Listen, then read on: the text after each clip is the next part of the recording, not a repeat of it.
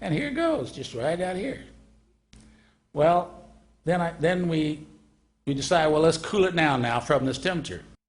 All right, this is the cool down.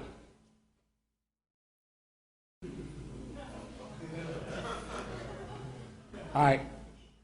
Now, unfortunately, when you start to go backwards, wherever you're at when you start, that becomes 100%, because you're going this way now, okay?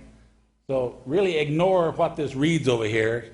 The important thing is, wherever we were when we stopped the other graph, that's where we start this graph cooling down. And we're cooling this direction, going this way. And look at this. Now, we're doing the cooling at 2 degrees per minute, which is very slow. When you're at 800 degrees, 2 degrees per minute, there's a lot of minutes. Between there and there is what? 610 to 340 or 350. You realize how long that is? centigrade? Yeah, degrees centigrade, yeah. Laboratory people always talk in centigrade. I grew up with Fahrenheit, but all the laboratory people talk in centigrade. Anyway, you realize where that goes.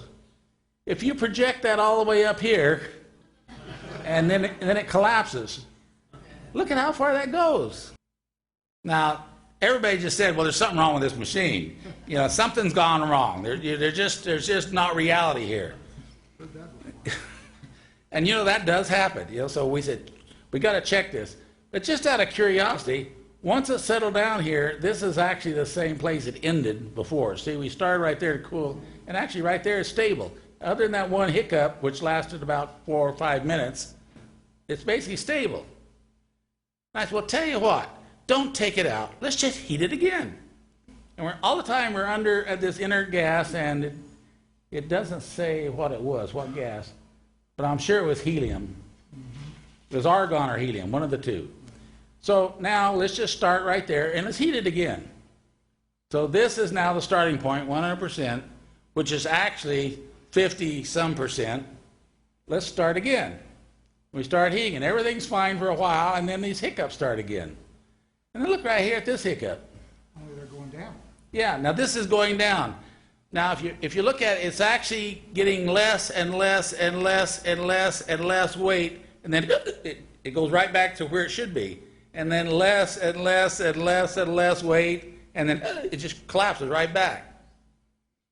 Now this is a strange, I mean, you got to understand this is data, and it has to be, say, what does this mean? Anyway, and then as we're getting hotter, it's just jumping all over the place. Now these jumps right here, believe it or not, are taking probably at 1.2 degrees per minute, and we're actually going up about 40 degrees. So this was what, 40 degrees, 1.2 degrees per minute. How many minutes is that? Anyway, these little hiccups are a long time. Even though it looks like a little hiccup, it was actually down there for a long time before it came back to the level again.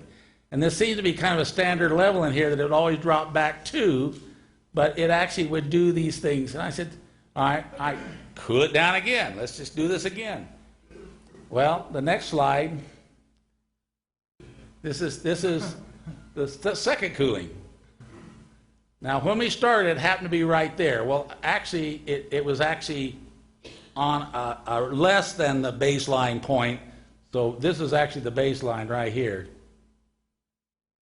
Okay, but there's where we started. So it actually went way, way, way, way up to there and then collapsed back down.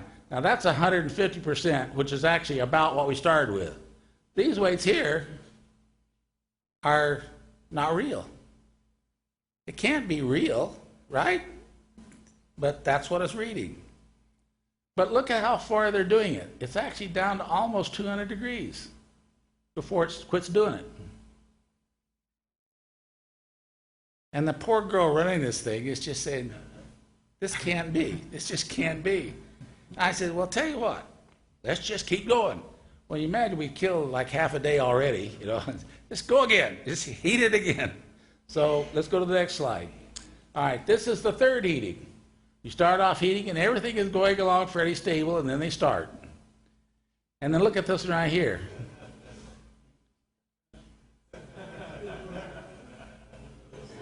It weighs less than nothing. It doesn't weigh nothing, it weighs less than nothing. And let me tell you something, people. This is a Pyrex glass. You can see right through it. It's clear like a window. But when there is less than nothing, we look in the pan, there's nothing in the pan. Well, there's a reason for it, and what it is if you understand about superconductivity and flux fields, it's actually a flux field that we're talking about here. And it's building a field, and then when it collapses instantaneously, and then it starts building again. And it collapsed instantly, and then start building again. But it actually is flux that is interacting with magnetic field. However, the magnetic field is not supposed to exist here because this machine has bifilar wound heating elements, and there's no magnetic field produced by the machine per se. The only magnetic field we're talking about is the Earth's magnetic field. So I said something just didn't make sense. Well, it really wasn't that after all, but I'll get to that in our presentation here. All right, let's go again. This is the fourth heating. And you can see by the time it gets up to around 200 degrees, it's starting to do this. Now, 200 degrees, and look, it's weighing less than nothing. If the pan was in it, the pan is zero.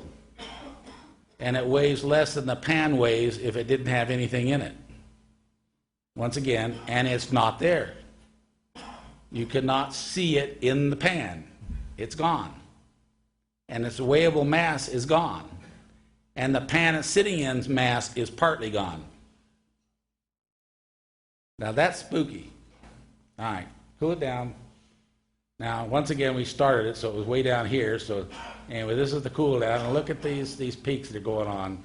But you see that every time we do it, we're moving this further and further toward ambient temperature, is the point. By annealing it, we're actually coming closer and closer and closer to room temperature. Anyway, let's go. Do we have any more in this now? There should be a fifth one. Yeah. Let's go to the next one.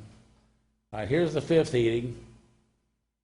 And then we have a fifth cool down.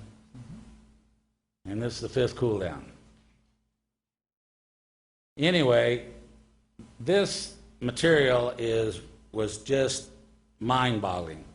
We must have ran this 80 or 90 times.